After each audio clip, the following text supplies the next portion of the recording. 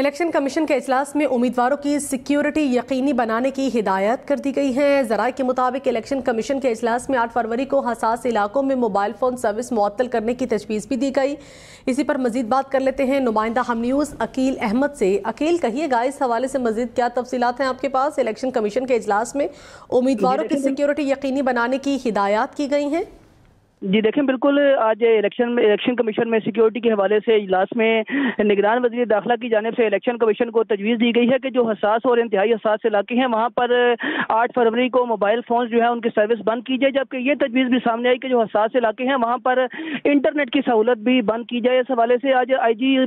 جی خیبر پختونخوا اور آئی جی بلوچستان کی جانب سے الیکشن کمیشن کو بریفنگ دی گئی اور بتایا گیا کہ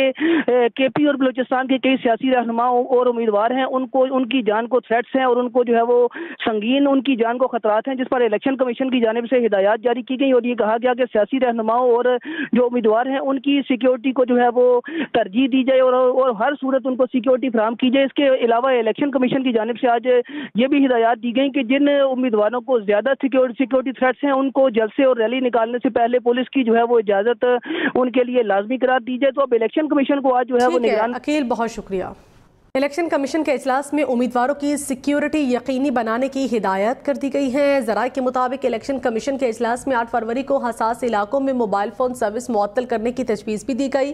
اسی پر مزید بات کر لیتے ہیں نمائندہ ہم نیوز عقیل احمد سے۔ عقیل، کہیے گا اس حوالے سے مزید کیا تفصیلات ہیں آپ کے پاس؟ الیکشن کمیشن کے اجلاس میں امیدواروں کی سیکیورٹی یقینی بنانے کی ہدایات کی گئی ہیں۔ جی دیکھیں، بالکل آج الیکشن کمیشن میں سیکیورٹی کے حوالے سے اجلاس میں نگران وزیر داخلہ کی جانب سے الیکشن کمیشن کو تجویز دی گئی ہے کہ جو حساس اور انتہائی حساس علاقے ہیں وہاں پر 8 فروری کو موبائل فونز جو ہے ان کی سروس بند کی جائے، جبکہ یہ تجویز بھی سامنے آئی کہ جو حساس علاقے ہیں وہاں پر انٹرنیٹ کی سہولت بھی بند کی جائے۔ اس حوالے سے آج آئی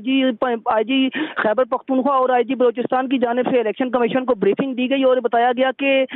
کے پی اور بلوچستان کے کئی سیاسی رہنما اور امیدوار ہیں، ان کی جان کو ہیں اور ان کو جو ہے وہ سنگین ان کی جان کو خطرات ہیں، جس پر الیکشن کمیشن کی جانب سے ہدایات جاری کی گئی اور یہ کہا گیا کہ سیاسی رہنماؤں اور جو امیدوار ہیں ان کی سیکیورٹی کو جو ہے وہ